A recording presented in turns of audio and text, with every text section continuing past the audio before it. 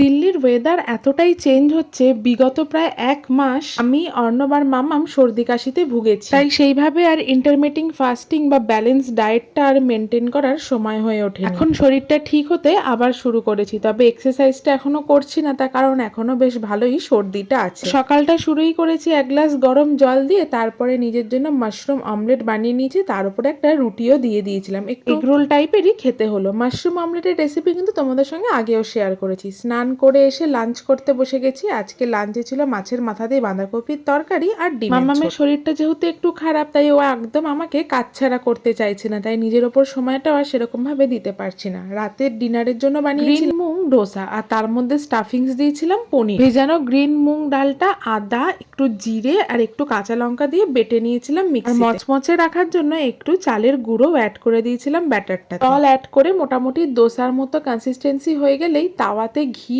Brush করে নিয়ে ব্যাটারটা ডোসার মতো ছড়িয়ে দিয়েই পনিরের স্টাফিংসটা দিয়ে দিলে রেডি হয়ে যাবে মুগ ডাল ডোসা উইথ পনির স্টাফিং। সকালের বানানো মাশরুম অমলেটই হোক বা এই ডোসাটা, দুটোই কিন্তু ওয়েট লসের জন্য একটা খুব ভালো অপশন।